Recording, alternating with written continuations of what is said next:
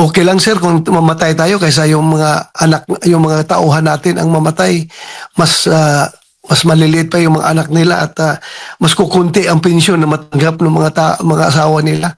So, ganun po si Wilkins Kabayani para sa akin. Tapos ngayon, gaganunin lang na isang dating NPA, RPA, ABB na naging congressman kung makapagsalita, ang yabang. Siya lang may hawak ng absolute truth. Yung ibang tao, wala nang lying na lahat ng tao. Siya lang may alam ng katotohanan. Matapang yan na NP, dapat doon sa Mindanao yan nakikipaglaban. Hindi ko na rinig yung pangalan niya doon sa Mindanao. Lumabas na yung pangalan niya ngayon nung congressman na. Hindi ko kilala yung tao niya. Paniwarin ninyo doon sa ginawa na pag-contempt kay former PDEA Director General Wilkins Villanueva. Makikita mo naman sa hearing kung anong ginawa nila kay Wilkins Villanueva. Talagang super abuse of power yung ginagawa nila. Dahil lang hindi nila gusto yung katotohanan na nanggagaling kay General Wilkins Villanueva. Sabihin na kanila na lying. So, ano magagawa ni Wilkins? Na that's the truth as far as he is concerned. Tapos sa kanila, sa Quadcom, that's a lie as far as Quadcom is concerned kasi sarado ng utak nila talaga na talagang gusto nila makuha yung naratibo na gusto nila. So, hindi po maganda ang nangyayari sa ating bansa ngayon. Hindi na talaga maganda. Sobra ng abuso. Sir, sa inyo pong pagkikipaglaban sa CPP and PANDF, na salubong niyo ba yung pangalan na Congressman Paduano sa mga nagdaang panahon? Hindi ko na salubong yan dahil kung matapang yan, matapang yan na NP, dapat doon sa Mindanao yan nakikipaglaban. Hindi ko na rinig yung pangalan niya doon sa Mindanao. Lumabas na yung pangalan niya ngayon nung congressman na. Hindi ko kilala yung tao niya noon. Opo, kasi marami din po sa mga produkto ng Philippine Military Academy ang nag-question dito nga sa nakaraan ni Congressman Paduano sa ilalim po ng Alex Bongkayaw Brigade na kini-question na ang mga PMAer na nalagay sa pamahalaan nagsilbi po at nagbuwis ng buhay. Pero siya sa nagdaang panahon, ano raw ang naging ambag niya sa bayan? Pagsira ng ating bansa. Pagsira. Gusto lang sirain para ito malugmok at sila maghari-harian.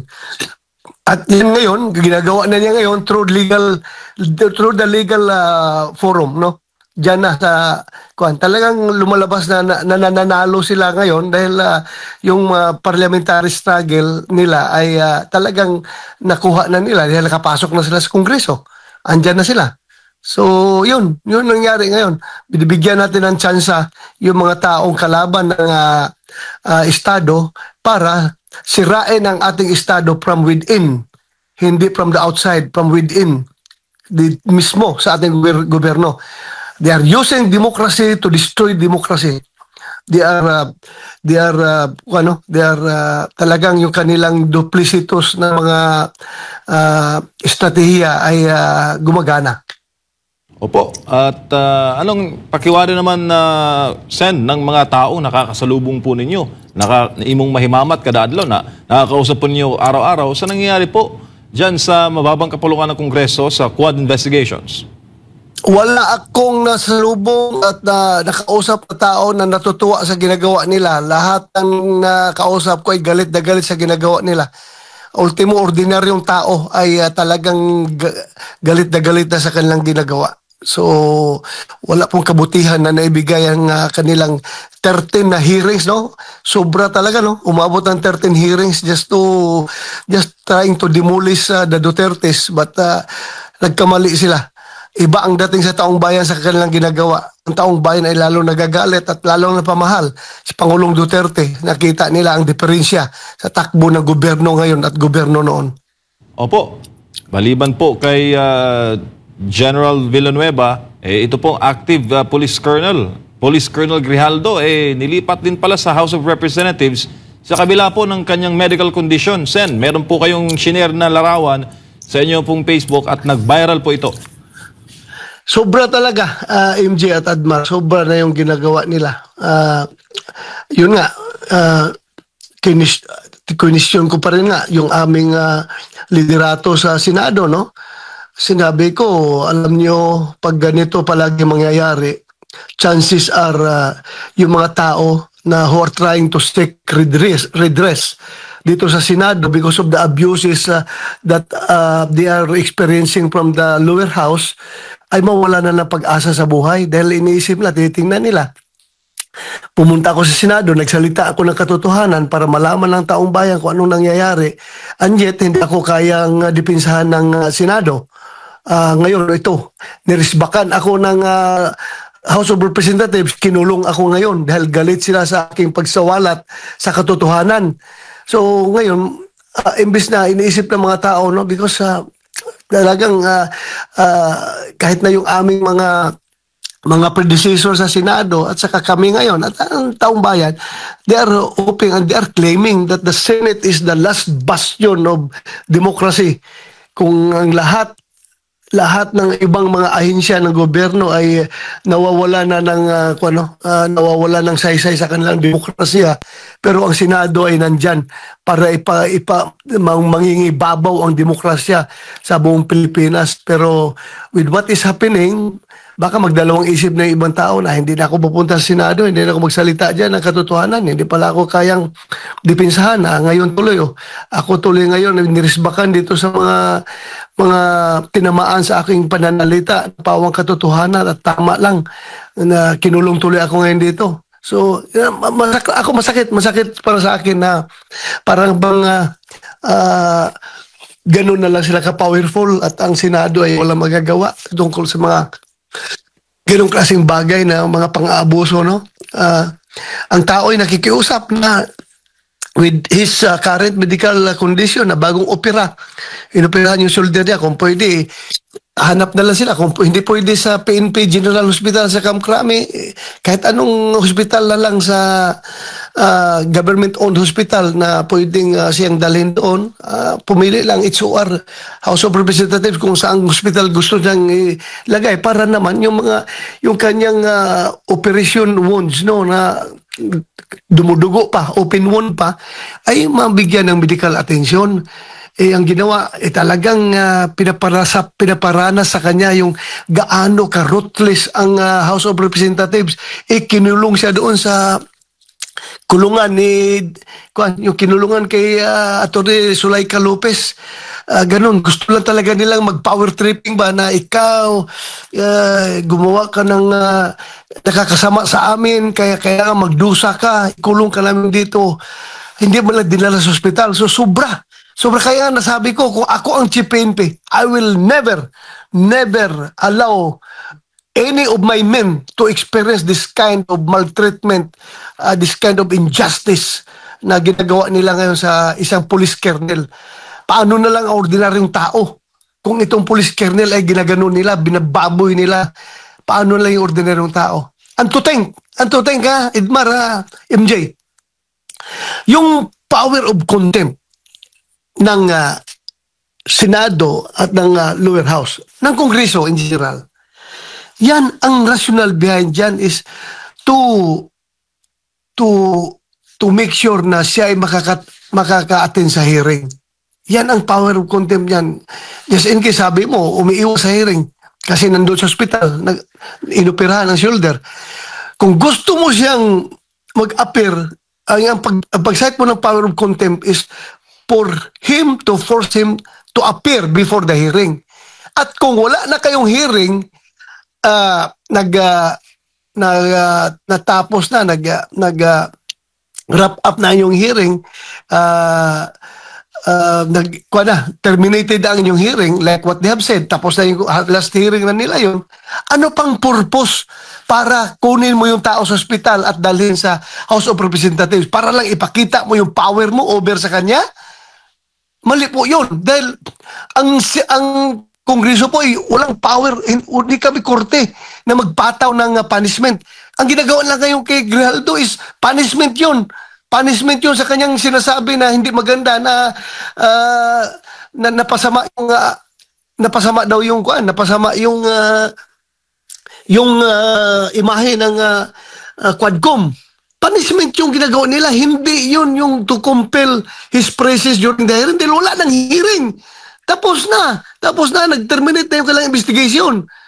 Ang rule of thumb nga dyan, if kung meron kang kinontempt, then tapos na yung hearing mo, nag-close ka na, nag-terminate ka na, by all means, i-release mo yung mga pinagkukontempt mo. Ganoon po yan. Hindi yan punishment yung citation of contempt. Citation for contempt. Hindi yan punishment, kundi to ensure his presence during the hearing.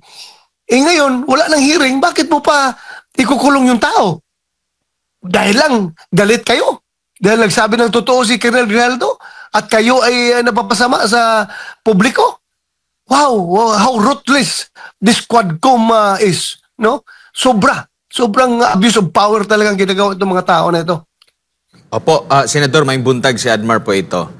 Balikan ko lang po si General Villanueva kasi hindi po matatawaran yung kanyang naging experience, mga achievement. Nagkasama po kayo minsan sa operation. Naalala ko noong nagkaroon po ng hostage taking, no, doon sa Davao. Kayo po talagang dalawa at yung isa pa ang nanguna talaga doon. And along the way, tinaya na po niya yung kanyang buhay, lalo na sa paglaban po sa illegal na droga. Nakita po natin yan, talagang hands-on po siya sa mga every operation. Tapos ganito lang po ang mangyayari, kukwestiyonin yung war on drugs. Ano na lang po yung message natin na naipapadala nito sa public, lalo na doon sa mga gusto na masawata talaga yung illegal na droga? Walang ibang mensahe na ipaparating, kundi power tripping yung ginagawa ng mga tao na yan. Sobra ang power tripping.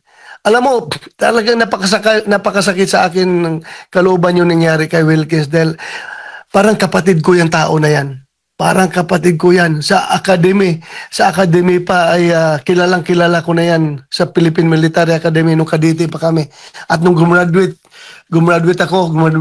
siya, ay namumonitor ko yung kanyang mga accomplishments sa Philippine Constabulary, sa PNP, hanggang sa pumunta siya sa NARCOM at sa PDEA. Talagang walang atrasan yan, puro trabaho ang ginagawa ng tao na yan. Kaya nga yan, nagkakapangalan, nakikilala bilang isang magaling na operative dahil talagang buhay niya, palagi niyang sinusugal para lang magampanan yung kanyang trabaho. In fact, nabanggit mo naman yung hostage rescue operation na ginawa namin doon, laban doon sa mga hostage taker doon sa Dapicol, if you can remember, di ba? I was then the battalion commander. There were around 500 people under me. Si Wilkins naman is one of my company commanders. Meron siyang around 100 policemen under him. Pero pagdating doon sa very crucial na close quarter battle na ginawa namin when we conducted the hostage rescue operation doon sa Dapicol, alam mo, nag-form kami ng 8-man team para mag-execute nung plano, nung rescue operation. 8-man team. At alam mo kung sino kasama doon? Ang nag-lead doon, ako ang number 1 assaulter. Number 2 assaulter, si General Colonel Evangelista, if you can remember. Number 3, si Captain Wilkins Villanueva. And the rest, yung 5 tao ay puro mga PNCO na. You can just imagine, no? Pwede naman namin iutos yun. Kasi ako, battalion commander ako, may 500 ako na tauhan. Pwede ko mang i-delegate sa mga tao ko. Si Wilkins naman, mayroon siyang 100 na tauhan. Pwede niyang mag-utos sa mga tao niya. Pero kami mismo ang nag-conduct ng rescue operation dahil alam namin kung gaano ka-crucial yun ang na operation. Sabi namin, kung mamatay man tayo, at least tayo namatay, hindi yung tauhan natin. We have to lead the example, Admar. Talagang kami ang nag-assault doon at na-rescue namin yung mga hostage taker. Mga hostages at napatay namin yung mga hostage takers. Talagang pinipersonal namin yun, dinidibdib namin yung trabaho namin, Admar. Okay lang kung tayo ang tamaan ng bala, Wilkins, huwag lang yung mga tauhan natin. So tayo, let's go. Tayong mauna sa operasyon. So ganun po, kadedicated si Wilkins Villanueva pagdating sa trabaho. Mag-usap kami pagkatapos sa operasyon, si Wilkins. Yung tinamaan ng bala doon sa loob. Kung yung bala na yun sa atin tumama, anong mangyari sa mga anak natin, Wilkins? Ang liliit pa ng mga anak natin. Sabi ni Wilkins sa akin, sir, okay lang sir kung mamatay tayo kaysa yung mga anak, yung mga tauhan natin ang mamatay. Mas maliliit pa yung mga anak nila at mas kukunti ang pensyon na matanggap ng mga asawa nila. So, ganun po si Wilkins Kabayani para sa akin. Tapos ngayon, gaganunin lang na isang dating NPA, RPA, ABB na naging congressman kung makapagsalita, ang yabang. Siya lang may hawak ng absolute truth. Yung ibang tao, wala nang lying na lahat ng tao. Siya lang may alam ng katotohanan. Ay nako, napakasakit para sa taong bayan at para sa mga sundalo at mga pulis na nakipaglaban dito sa mga NPA na ito. Tapos ngayon sila nakapasok sa Kongreso at sila na ngayon ginagamit ng power ng Kongreso para makabawi dito sa atin. I don't see the napaka-unfair ng mundo pagdating sa ganung sitwasyon. Talagang masama ang loob ko para kay Wilkins dahil kilala ko siya kung gaano siya katino na tao, gaano siya ka-dedicated sa kanyang serbisyo. Po. Senador, dito po sa investigasyon po, no, lalo na dito sa halimbawa dito po sa confidential funds po, no. Gaano ito kadelikado kasi parang binubuksan nila itong nagiging sistema ng pamahalaan, lalo na binubuksan nila ito dito sa mga magiging or kalaban ng estado kasi alam naman natin yung purpose ng confidential fund. No, ngayon binubusisi nila at pinaka-recent yata meron daw 1,000 na pumirma daw doon sa kontrata na hindi ma-verify doon sa Philippine Statistics Authority. So kung ito po ay talagang pababayaan nila, ang dami pong mga ahensya ng gobyerno, lalo na ang Office of the President, na meron din ganitong uri ng confidential fund. So papaano ngayon yung pamamaraan na paglaban natin, lalo na doon sa mga terorista, sa mga kumakalaban sa estado? Kasi parang binubuyang-yang natin sa kanila yung nagiging sistema po, delikado para sa national security. Ano po nakikita nyo dito, Senador? Ganito lang yan, Edmar.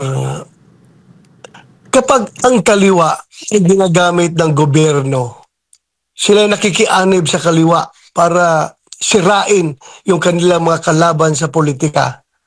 In the end, the whole nation will suffer. Kasi sila rin mismo, alam mo na yung mga kaliwa na yan, talagang maghanap ng paraan yan. Ultimately, hindi lang yung kalaban lang sa politika, sila mismo, magsisisihan sila. Sila rin mismo kakainin sa kanilang diskarte na ginagawa ngayon. I tell you, magsisisi rin sila in the end. Dahil itong mga magkakaliwa, hindi yan hinto. Pinagbigyan mo ito ngayon at talagang tuloy-tuloy na yan. So, what will happen?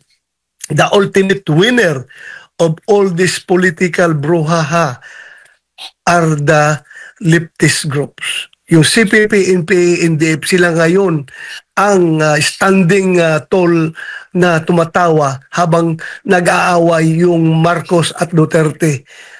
Sila ngayon ang panalo. Both Marcos and Duterte groups, blacks are losers pagdating dito sa sitwasyon na yan. Sigurado ako. Opo, maliban pa dito sa magiging masaya ang CPP, NP, NDF, yung mga nasa sindikato rin, particular na itong mga drug lord dahil biruin mo ang mga nagiging convicted na mga involved sa illegal na droga, sila pa yung nagiging mga witnesses. Ayun nga, sobra sila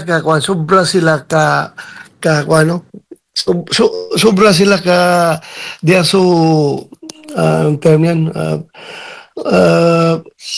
masyado silang talagang they are in dire need to have someone to speak bad about the Dutertes. Kaya kinukuha na nila yung pati yung mga konbiktado at yung mga may kinakaharap na kaso. Yung si Colonel Pusang Alos, yung Colonel Acerto na yan. Ginamit nila ng husto para magsalita laban sa Duterte. Anong ginawa niya ni Acerto? nung binigay niya sa akin yung informasyon na about sino yun? Uh, yung hinahanap lang Chinese. Kalimutan ko na pangalan ng Chinese na yun. Yung hinahanap lang Chinese man, nasabi nila na economic advisor pa ni President Duterte. Michael Yang. Michael Yang, yung nagbigay siya sa akin ng information about Michael Yang. Pumunta yan sa White House. Sabi niya sa akin, sir, ganito, may info ako na ganito. Sabi ko, kailan pa yung info na yan? Sir, anong year ba yun? Yung nangyari dyan sa Maykwan, sa Toril, yung Shabu Laboratory sa Toril, 2002 ba yun? 2003? Nangyari. 2002 pa yung info na muna yan. Ngayon, 2016 na ngayon. 2002 pa yung info mo na yan. Tapos 2016 na ngayon, hindi mo pa rin na-validate? Sir, ganito. Sige, sabi ko, sige, you are the deputy director ng PIDIG. I-validate mo yan. At kung validated mo, operitan mo. Wala tayong pakialam kung sino yan. Dahil si President Duterte mismo, nung mayor pa siya, nagsabi sa akin, tingnan mo itong mga Chinese na aligid sa akin, ha? Kapag na-confirm nyo involved dito sa droga, upakan nyo. You know what to do. Conduct operations laban dito sa mga tao na ito. Huwag nyo pabayaan na mamamihasa kung sila involved. Yung informasyon na yun, dala niya, sabi ko, sige, operitan mo, i-validate mo. Kung validated, operitan mo. Alam mo ginawa niya, sir, to? Imbis na i-validate yung information na dala-dala niya against Michael Yang, anong ginawa? Nag-facilitate siya ng pagpasok ng mga magnetic lifters na laman-laman yung napakalaking haul ng droga. Yung mga magnetic lifters na yun, sila ang nagpa-facilitate sa custom kasama si Jimmy Guban, yung intelligence officer ng customs. Lumabas nga nung nag-imbestiga sa Blue Ribbon Committee si dating Senator Gordon, lumabas talaga na sila ang nagpapa-facilitate. Tapos ngayon, ito na. Gumagawa na sila ng istorya ngayon na Duterte daw, pinakamalaking sindikato pagdating sa droga. Dahil ang binapasihan nila, yung claim ni yung Mark Taguba na nililink na si Pulong Duterte at si Manscarpio through yung Small Abiliera. Ganito pong napakasimpleng napakasimpleng pagkaintindi na yun. Nililink ni Mark Taguba. Ngayon, si Mark Taguba, anong sabi ni Mark Taguba?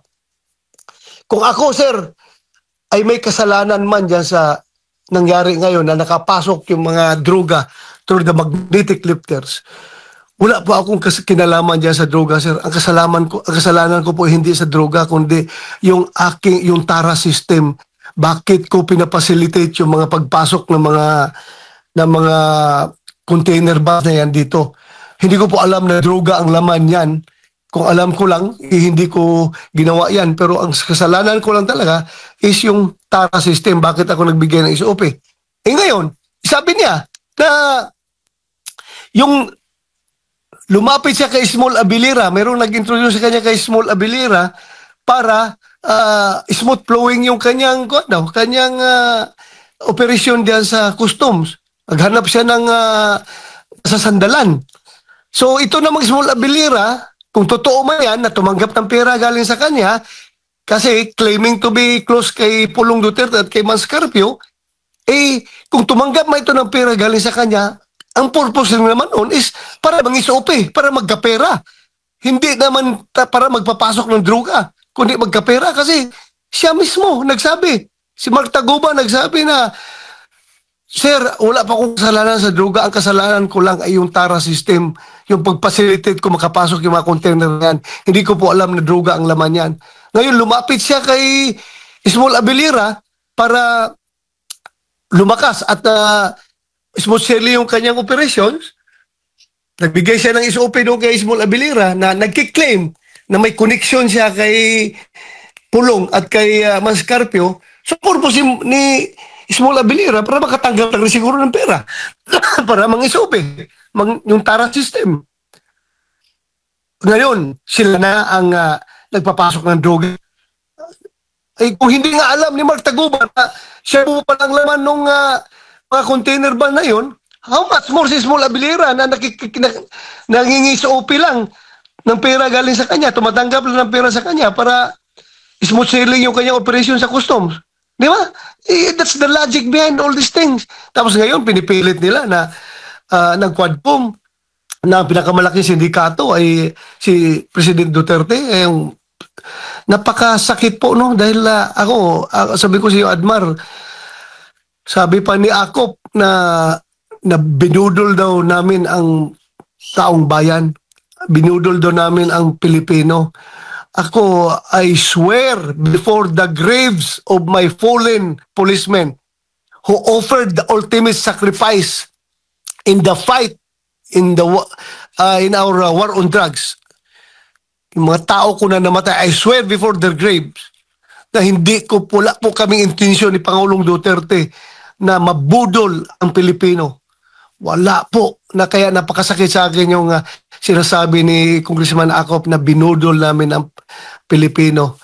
Baka siya ang may intensyon na mambudol ng Pilipinas dahil sa pagpupumilit nila na palabasin na masama ang Duterte administration. Sila ang gusto mambudol.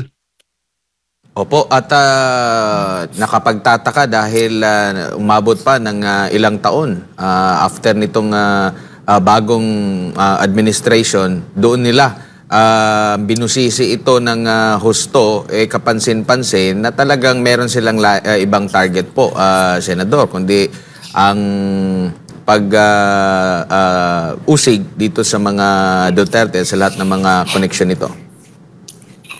Halata man, Admar, no? From the very start, halata man talaga.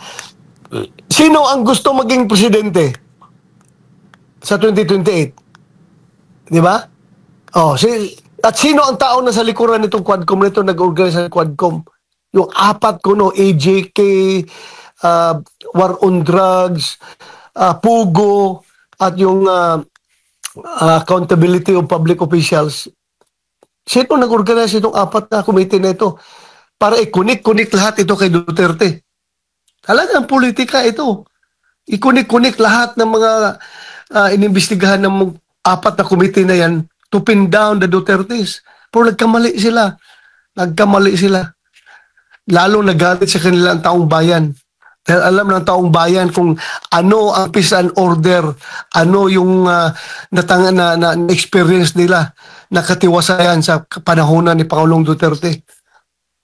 Opo, at mismong rating ni dating Pangulong Rodrigo Duterte makapagpapatunay niya nung pagbaba niya na napakataas ng kanyang ano. Kasi kung ipagbabasehan mo yung ibang mga administrasyon, pag nasa last part na ng kanilang termino, bumababa ang kanilang mismong mga rating. Pero si dating Pangulong Rodrigo Duterte, mas mataas pa doon sa kanyang, kumpara doon sa kanyang pag-upo, yung kanyang pagbaba, Senador. Kaya nga dahil dyan sa naramdaman talaga ng taong bayan kung anong klaseng liderato ang pinakita at pina-experience ni President Duterte sa kanila nung siya pa ay nanunungkulan. Iba talaga, ibang-iba talaga, Admar. Yung talagang dinidibdib niya yung kanyang pagiging presidente, ginawa niya kung anong dapat gawin ng isang matino na presidente. Ginawa talaga niya lahat yun. So, kaya kahit anong akusasyon na pinupukol nila kay Pangulong Duterte, it would not make a dent yung paniwala ng taong bayan sa kanya dahil na-feel nila na-experience nila during the 6 years.